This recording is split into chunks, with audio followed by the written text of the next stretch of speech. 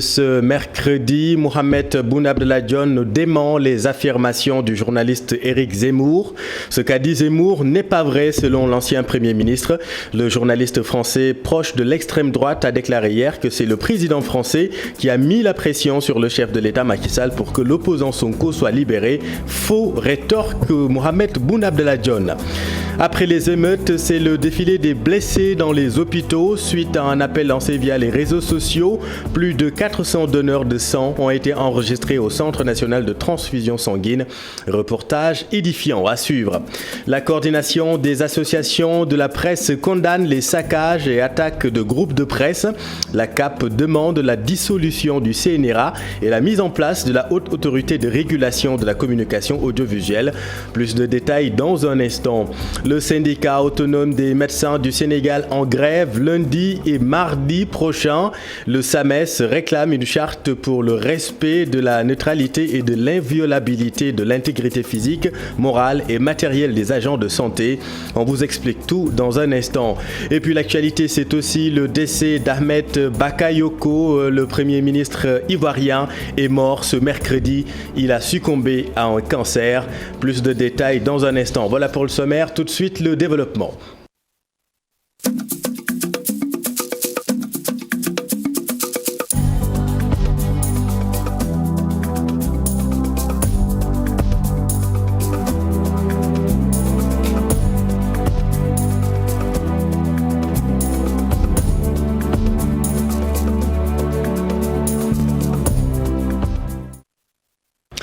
Éric Zemmour n'a pas dit la vérité.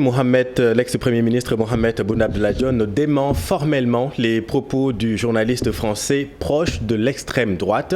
Zemmour avait affirmé que c'est le président français qui était sur le point d'envoyer la marine française pour intervenir au Sénégal. C'est du pipeau, selon Mohamed Boun Abdallah Dionne dans un entretien exclusif à la radio Futur Média.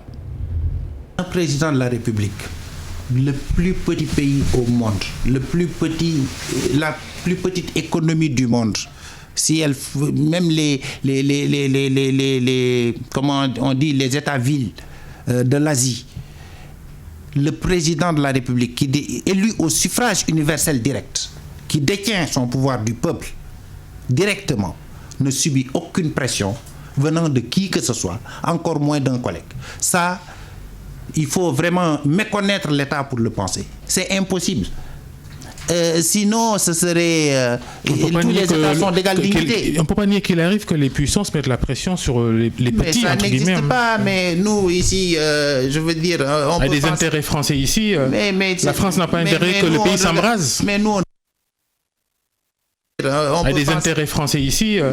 La France n'a pas intérêt que le pays s'embrase. Mais nous, on ne regarde ni l'intérêt de la France, je le dis ici, ni un autre intérêt. On regarde les intérêts du Sénégal. C'est connu qu'un État n'a pas d'amis. Un État a des intérêts. Et le chef de l'État est le garant, justement, des intérêts de... Mohamed Boun Abdallah Dionne, interrogé par Babacar Fall et Souleymane sur la radio Futur Média, entretien que vous pourrez suivre prochainement sur la télévision Futur Média. 11 morts et plus de 500 blessés, c'est le bilan des affrontements, des émeutes selon le M2D. Des blessés qui sont pris en charge dans les hôpitaux. Plus de 400 donneurs de sang se sont rendus au centre de transfusion sanguine suite à un appel lancé sur les réseaux sociaux pour venir en aide à ces blessés. Voyons tout cela avec Fat Bintou Conté et Pape Sango Dembaye.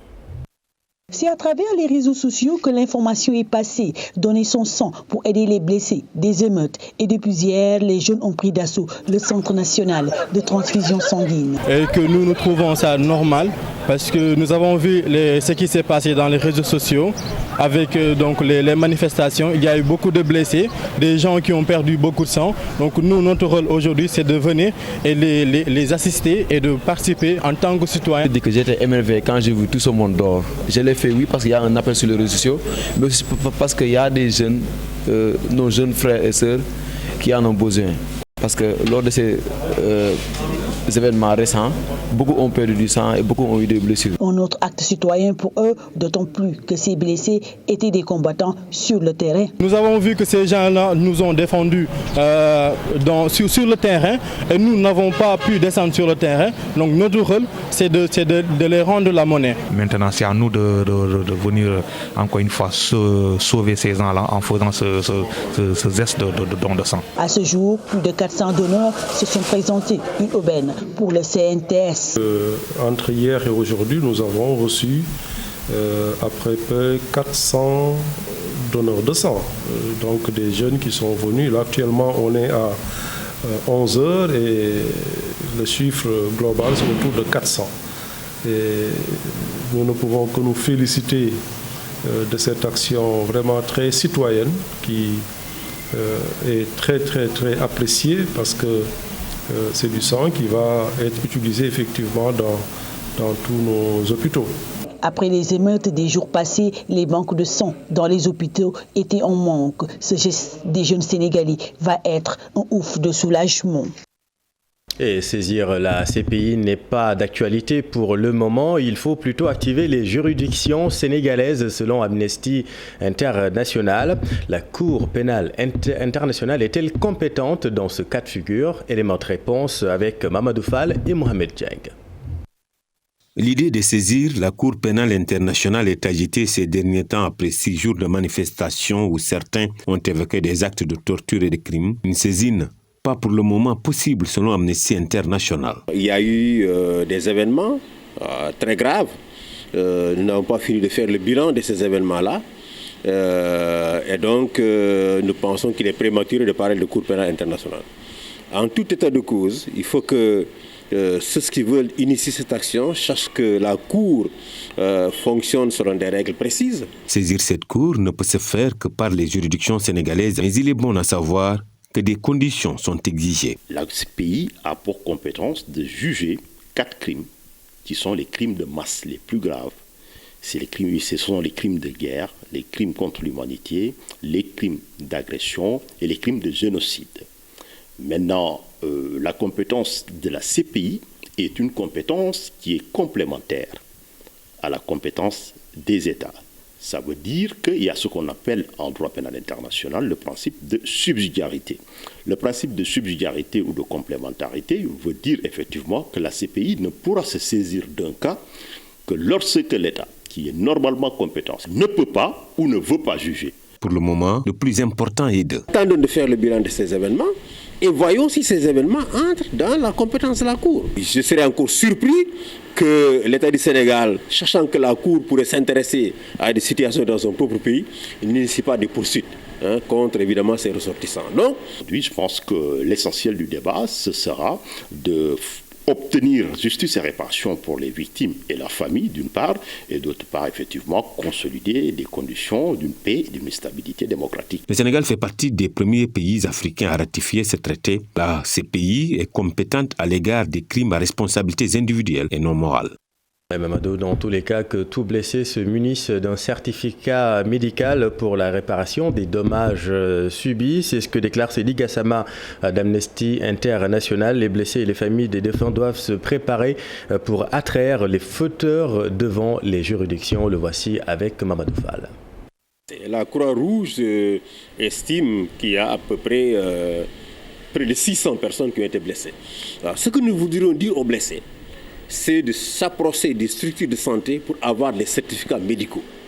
Si vous n'avez pas un certificat médical qui atteste du préjudice corporel que vous avez subi, il sera très difficile demain, n'est-ce pas, de demander une compensation ou de porter plainte devant les cours de tribunal. Donc pour le moment, il faut chercher des certificats médicaux auprès des centres de santé, auprès des médecins, pour attester que vous avez été blessé, n'est-ce pas, lors des événements ou même parfois en dehors des événements, parce qu'il y a des gens qui n'avaient rien à voir avec les manifestations qui ont été blessés. Une fois que cela est fait, évidemment, toutes ces personnes sont en droit de porter plainte auprès des juridictions sénégalaises et de demander à l'État des compensations. Les personnes décédées tuées, nous nous approchons de leurs familles pour évidemment les assister, pour déposer plainte.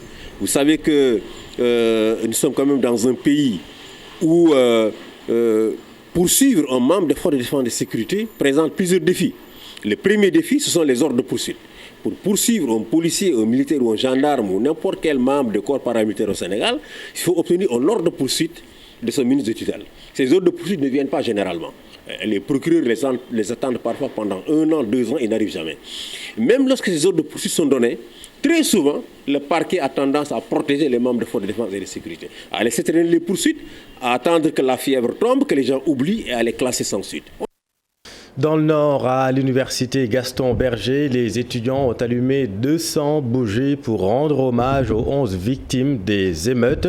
Les Sanarois réclament l'arrêt immédiat des arrestations tous azimuts, mais aussi la libération des personnes embastillées durant ces émeutes. Ousseynou Diop, Habib Seck. Les étudiants de l'université Gaston Berger de Saint-Louis ont rendu un hommage mérité aux martyrs des événements malheureux. Hier dans la nuit, ils étaient des milliers autour de l'œuf.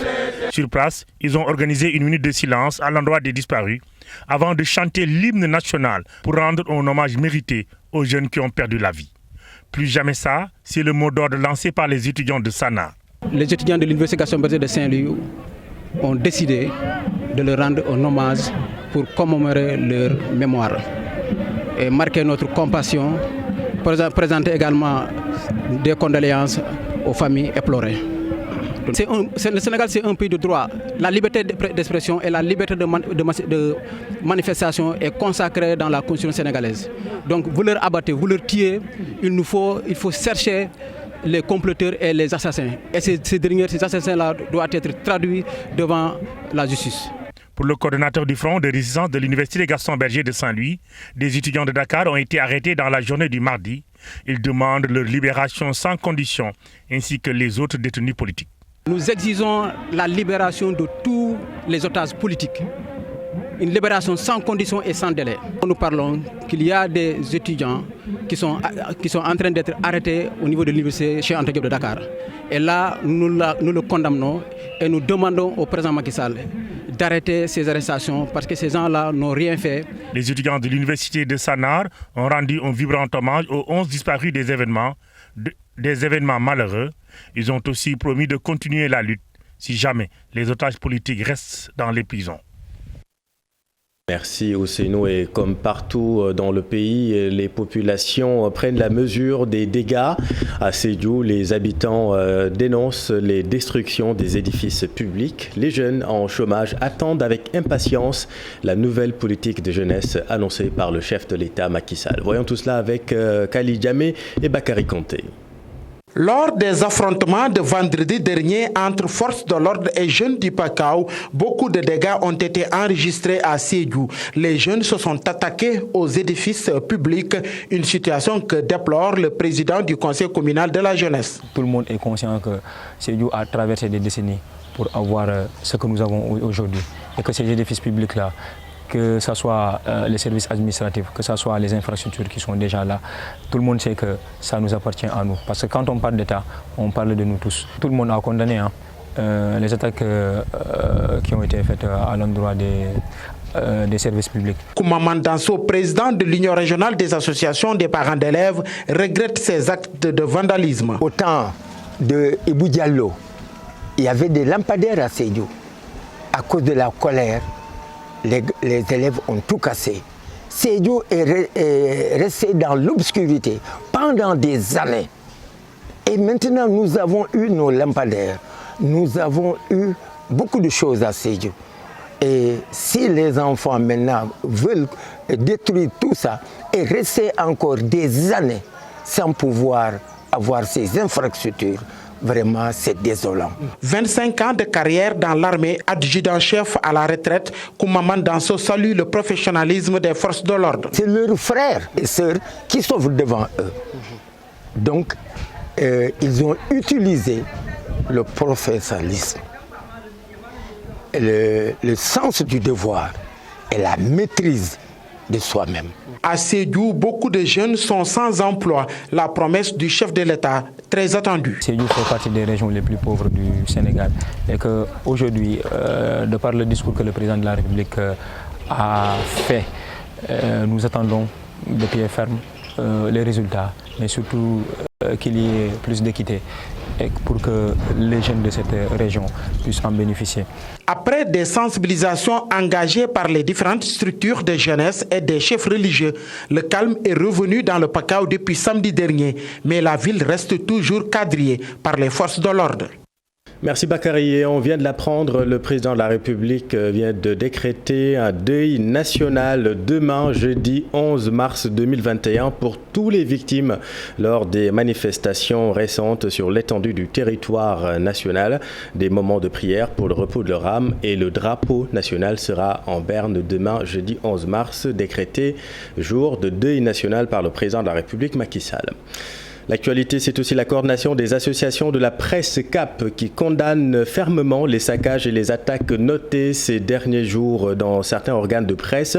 Ces professionnels des médias constatent des violations dans l'accès à l'information. Par ailleurs, ils demandent la dissolution du CNRA et la mise en place de la haute autorité de régulation de la communication audiovisuelle. Voyons tout cela avec Maïmouna Ndiaye et Tierno Laurent Métis. Attaques, agressions, menaces, violences répétées des organes de presse dans l'affaire Sonko Adji Sarr, la coordination des associations de la presse s'indigne et dénonce des violations. Il s'agit de violations flagrantes de la liberté de la presse qui constituent autant de balafres infligés à notre démocratie. Depuis l'éclatement de cette affaire le 3 février, la presse a été prise à partie, parfois sciemment, et des menaces assumées adressées aux journalistes. Ces menaces, généralement exprimées via les réseaux sociaux ou des messages privés, vont jusqu'à indiquer des lieux de résidence des journalistes. Le 26 février, pour la première fois dans l'histoire politique du Sénégal, une levée de l'immunité parlementaire d'un député du peuple s'est faite sans la présence des médias. La CAP demande par ailleurs la dissolution du CNRA et son remplacement par la ARCA. La CAP demande par ailleurs que le nouvel organe de régulation, haute autorité de régulation de la communication audiovisuelle, ARCA, déjà théorisé, ne soit pas vidé de sa substance. Le CNRA est dépassé et une régulation plus large est impérative dans le secteur des médias. Un sit-in est prévu à cet effet pour mettre fin à tous ces manquements. La CAP a décidé de matérialiser son indignation face aux violations répétées de la liberté de presse au Sénégal, de tenir un sitting de toute la corporation. Nous allons à ce titre élaborer un mémorandum et rédiger un courrier officiel à destination exclusive du président de la République du Sénégal. Autre revendication pour ces professionnels des médias, le vote d'une loi pour l'accès à l'information. La loi sur la publicité est aussi rappelée en marge de cette conférence de presse et la nécessité de tenir des assises des médias. Et devant cette situation, Saint-Pix appelle à une solidarité de corps sans faille. Son secrétaire général Bamba Kassé demande à la corporation d'être soudée et de refuser les manipulations. Aujourd'hui, il y a une sorte de concurrence, je dirais même malsaine. À la limite, parfois tu vois des journalistes, c'est comme si ils souhaitent ce qui arrive à l'autre. Parce que ne pas dénoncer, ne pas se joindre à la dénonciation, c'est consacrer l'action, c'est consacrer l'agression. Il faut qu'on le comprenne. Nous n'avons pas compris, par exemple, que si on coupe des signaux, que toutes les autres chaînes, toutes les autres radios, tous les autres supports ne fassent pas également écran noir, même pour 2 minutes, même pour 5 minutes. On dit on fait tous écran noir, parce que nous ne sommes pas d'accord. D'autant plus que la procédure n'a pas respecté, de ce qu'on en sait, n'a pas respecté la loi. Si la procédure avait respecté la loi, on aurait pu comprendre. Donc cette inaction-là, c'est ce qui est en train de nous tuer. Restons dans le secteur audiovisuel. L'Association nationale des caméramans professionnels du Sénégal demande une double protection sur le terrain lors des manifestations et une meilleure compréhension des forces de l'ordre et des populations pour mener à bien leur mission. Djibi Diallo est leur chargé de communication et est au micro de Maïmouna Ndiaye et Tierno Laurent Mendy. Nous tous, en tant qu'acteurs de la presse, les journalistes, les photographes, les caméramans, ils sont l'objet de beaucoup de violences. Et parmi ces violences, on a constaté qu'un de nos confrères, ou bien deux de nos confrères ont été sauvagement agressés par la police d'une part, d'autre part par la population. Et moi je pense que nous, acteurs de la presse, nous devons bénéficier d'une double protection. Nous devons bénéficier de la protection des forces de l'ordre et de la police et de la population. Donc parce que nous, sur le théâtre des opérations, on est censé quand même transmettre les images en temps réel pour permettre à la population de voir et de savoir ce qui se passe. Donc nous dénonçons le fait que les gens agressent non seulement les journalistes, les caméramans, mais en gros les acteurs de la presse. À Mbour, 6 parmi les 23 détenus évadés ont été rattrapés. Les recherches se poursuivent. Ces détenus, vous le savez, avaient profité des émeutes pour se faire la belle. Faisons le point avec Abdourahmane Diallo et Mamadou Gueye. 4 jours après la mutinerie de la prison de Mbour, les recherches ont permis de retrouver 6 prisonniers. Au total, ce sont 21 prisonniers qui se sont évadés et lors de cette évasion, une dizaine de prisonniers se sont blessés, dont 2 cas graves. D'ailleurs, ils sont pris en charge. Selon nos sources, ce sont les détenus de la chambre 8 qui se sont évadés et au moment de l'évasion, il n'y avait que 8 gardes pénitentiaires, dont les 2 chefs de garde. Cette cellule de la prison de Mbour regroupe les supposés grands bandits, parmi eux des meurtriers. D'ailleurs, l'un des présumés meurtriers de l'agent de l'état civil de Mbour fait partie des évadés. Et selon toujours nos sources, les prisonniers qui n'ont pas réussi à s'en sortir subissent une maltraitance. D'ailleurs, certains d'entre eux menacent même d'observer une grève de la faim. Et nous avons tenté de joindre le régisseur de la prison de Mbour pour avoir sa version des faits, mais en vain. Ce qui est sûr est que la traque des 15 prisonniers en cabale se poursuit. Et puis après Fan Résidence hier, Auchan rouvre aujourd'hui ses magasins qui ont échappé au pillage lors des manifestations. 19 ont été saccagés selon le chargé de communication de l'enseigne de distribution au Sénégal. Pape Samba Diouf était l'invité de la matinale de TFM. 19 de nos magasins ont été attaqués, 18 ici à Dakar et un dans la région de Thiès, donc c'est-à-dire Mbour. Donc pour les dégâts, il serait prématuré pour le moment d'annoncer un chiffre ou bien une donnée financière. Mais le moment venu, nous allons le faire et le communiquer à qui de droit. Et que beaucoup de nos fournisseurs sénégalais ont perdu beaucoup de produits dans nos magasins. D'ici le Ramadan, on va réouvrir le maximum de magasins et les prix vont rester stables. Il n'y aura pas de spéculation. Actuellement, Auchan est à 1730 collaborateurs sénégalais. Auchan n'a pas vocation à créer des chômeurs. C'est pour cela que tous les emplois seront conservés. Et les personnes dont les magasins ont été attaqués seront réaffectées dans d'autres magasins pour prêter main forte à ces magasins-là, en attendant que leur magasin d'origine réouvre ses portes. Enseignement en matière sécuritaire, parce qu'il n'est pas normal que certains de nos portiques cèdent facilement aux manifestants et autres. Donc au niveau sécuritaire, nous allons en tirer beaucoup d'enseignements et nous avons une direction au niveau interne qui va se charger de ces sujets-là et fera des propositions. L'actualité, c'est aussi la grève du SAMES. Le syndicat autonome des médecins du Sénégal a décrété une grève de 48 heures prévue lundi et mardi prochain. Une grève en vue de l'obtention d'une charte pour le respect de la neutralité et de l'inviolabilité de l'intégrité physique, morale et matérielle des agents de santé. La grève va concerner les activités de soins et d'administration. Retenez-le, prévu lundi et mardi prochain. À Kaolack, la campagne de vaccination contre le Covid-19 se poursuit. Près de 2000 personnes sont déjà vaccinées. Le médecin chef de district, coordinateur des activités des vaccinations, rappelle tout de même qu'il faut 2 doses pour être protégé contre les formes graves de la maladie. Docteur Niensek avec notre équipe à Kaolack. Effectivement, c'est un vaccin qui est produit par les Chinois, Sinopharm. C'est un vaccin inactivé. Donc c'est un vaccin traditionnel, c'est un virus inactivé, donc qui est très toléré et très efficace. L'efficacité est à 79%. Donc une fois la deuxième dose, l'organisme va commencer à produire des anticorps neutralisants qui vont protéger ceux qui ont pris la vaccination. Mais ce n'est pas la première dose, il faut prendre les 2 doses. Et 14 jours après la prise de la deuxième dose, les agents qui sont vaccinés vont commencer à être protégés. Entre le lancement et aujourd'hui, nous avons vacciné à peu près plus de 500 personnes. Voilà, parce que le samedi passé, nous avons procédé à la vaccination des personnels des postes de santé et du centre de santé de Caznac.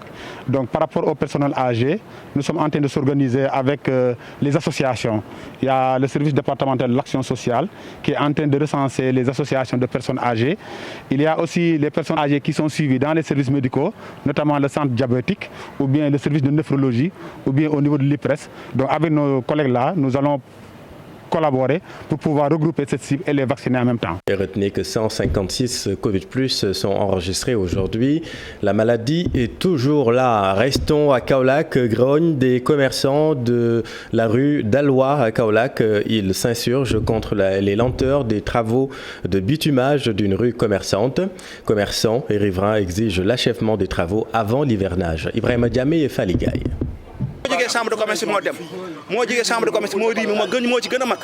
Les travaux ont été lancés il y a presque 3 mois par Madame le maire Mariama Sarr elle-même, mais apparemment ils sont à l'arrêt. L'excavation du tronçon avec la situation qu'elle présente indispose commerçants et propriétaires de magasins qui n'arrivent plus à débarquer leurs marchandises. Depuis 3 mois, nous vivons dans un calvaire total. Parce que les commerçants qui sont installés ici depuis 3 mois, je peux dire qu'ils sont restés les bras croisés. Aucun camion n'est venu ici pour décharger, ni pour charger. Et même si tu as un camion pour charger, il te faut payer plus de ce que tu payes à l'avance, c'est-à-dire le triple de ce que tu payes.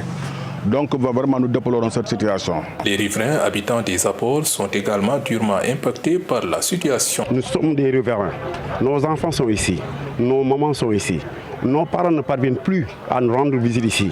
Vous voyez la fosse là. Chaque nuit, ou bien chaque soir, c'est comme ça.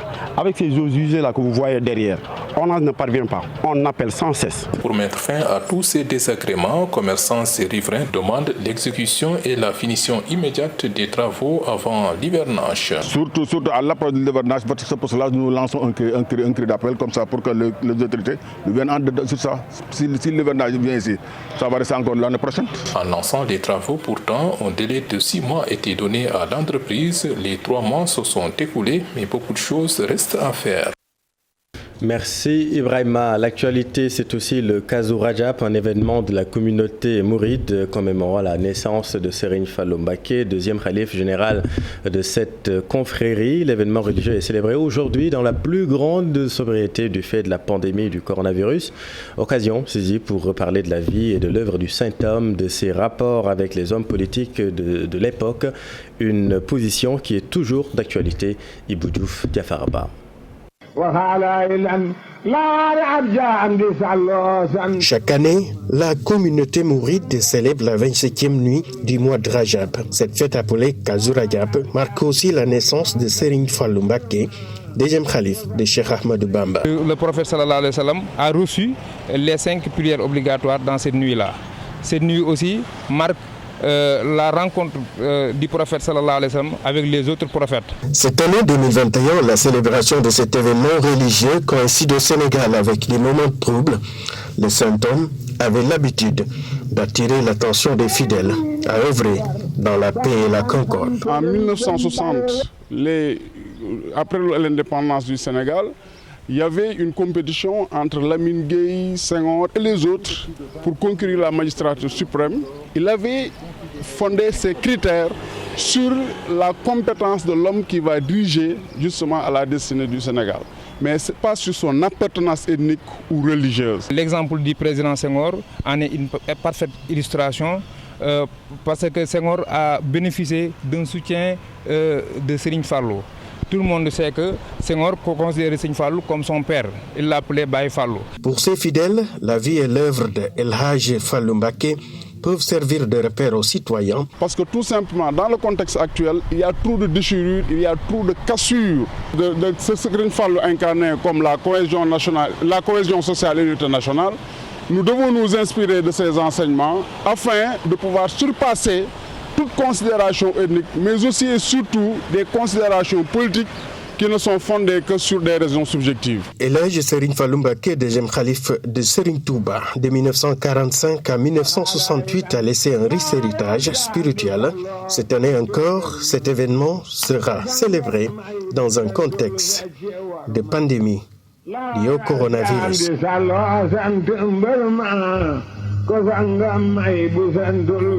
Merci Bou. L'autre grand titre de cette édition, décès d'Ahmed Bakayoko, le Premier ministre ivoirien, hospitalisé depuis le début du mois de mars à l'hôpital américain de Paris, puis transféré en urgence en Allemagne. Le Premier ministre ivoirien a succombé à un cancer en phase terminale ce mercredi. Son état de santé s'est brusquement dégradé ces derniers jours. De Paris, Ahmed Bakayoko avait été transféré dans un état grave dans un établissement de Freiburg en Allemagne pour y suivre un traitement expérimental. Il était âgé de 56 ans. Notre pays est en deuil, a déclaré dans un tweet le président ivoirien Alassane Ouattara.